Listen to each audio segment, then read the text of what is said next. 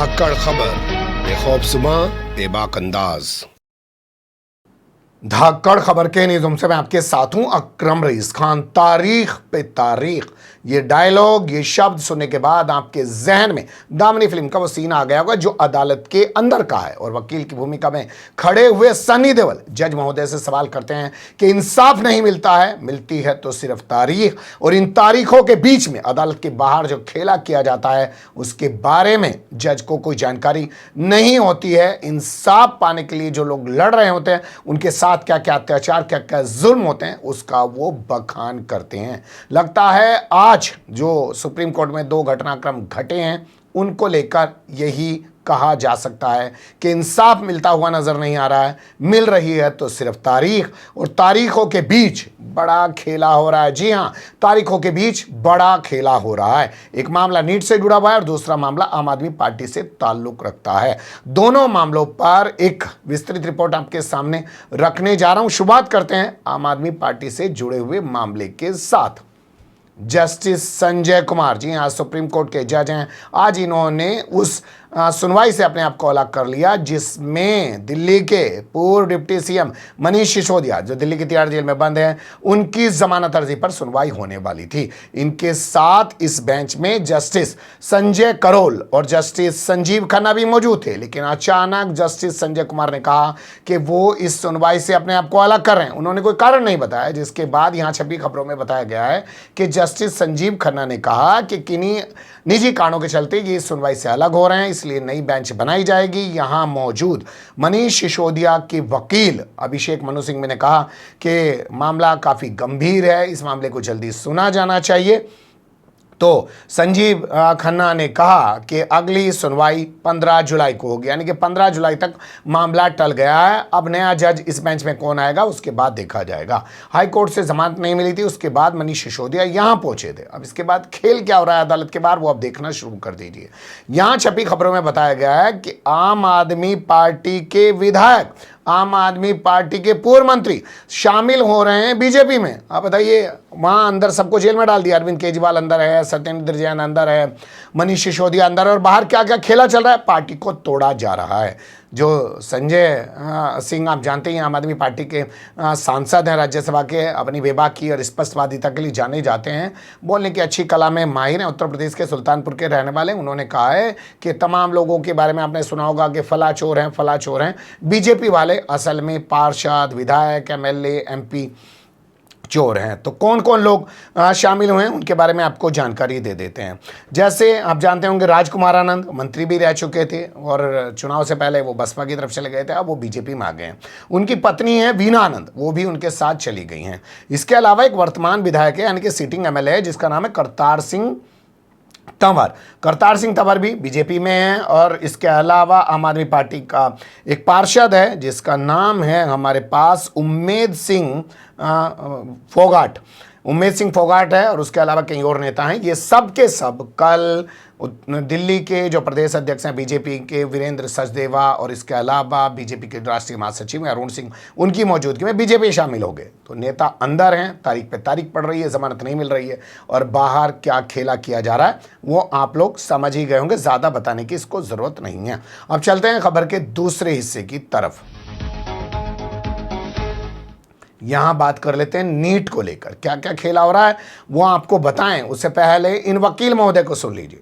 पहले 67 टॉपर्स की बात हुई, री एग्जामिनेशन के बाद में वो 61 हुए, और अब जो एक नया स्टैंड और आया है कि वो 40, उसमें से 17 ही जो मेरिट बेस 720 आउट ऑफ 70 लाए हैं, बाकी 44 को फिर फर्दर जो है वो कंपनसेटरी मार्क्स दिया गया है, जो कि क्वेश्चन गलत है। तो बाकी 44 बच्चे ऐसे हैं जिनके 715 मार्क्स बनते थे, पर क्योंकि क्वेश्चन गलत है इसलिए उनको 720 दिया गया है।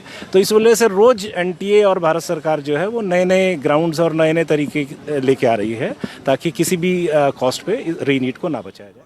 सुन लिया आपने, वकील महोदय ने बताया कि पहले 67 की बात कर रहे थे, फिर 61 की बात करने लगे, फिर 44 की बात करने लगे, फिर उनके कैसे नंबर बढ़ा दिए। यानी कुल मिलाकर जो है खेला करके सरकार ये करने की कोशिश कर रही है कि इस मामले में सुप्रीम कोर्ट कोई ऐसा आदेश ना दे दे कि दोबारा से नीट का यूजी का एग्जाम कराया जाए। तो क्या हुआ आज अदालत में? सुप्रीम कोर्ट में आज सुनवाई थी, काफ़ी महत्वपूर्ण सुनवाई मानी जा रही थी, क्योंकि आप जानते हैं एनटीए ने अपना हलफनामा दाखिल कर दिया था और उसने कहा था सब नहीं, मामूली सी कहीं पे पेपर लीक की घटना हुई है, बड़े स्तर पे नहीं हुई है, पेपर को लीक करने और रद्द करने की ज़रूरत नहीं है, दोबारा एग्जाम कराने की ज़रूरत नहीं है। तो उसके बाद माना जा रहा था सुप्रीम कोर्ट कोई बड़ा फैसला दे सकता है, लेकिन अचानक खबर आई कि सुप्रीम कोर्ट ने सुनवाई को टाल दिया। 18 जुलाई को सुनवाई होगी। यहां छपी खबरों में बताया गया है कि सुप्रीम कोर्ट के जज साहिबान कह रहे हैं कि जो हलफनामा एनटीए और सरकार ने दिया है, वो हलफनामा जो पिटिशनर है, याचिकाकर्ता हैं, अर्जी गुजार जो लोग हैं, उनको नहीं दिया गया है। जब उनके पास वो सबके पास चला जाएगा तभी तो उस पर अपना जवाब दाखिल करेंगे, तभी तो आखिरी बहस हो पाएगी।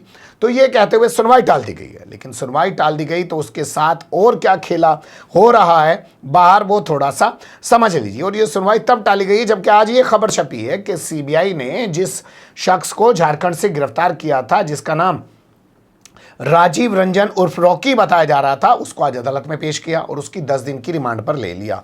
गया से 2 लोगों को गिरफ्तार करने के बाद इसको गिरफ्तार किया गया था और इसको किंगपिन बताया जा रहा है इस पूरे मामले का, यानी कि सबसे बड़ा मास्टरमाइंड है।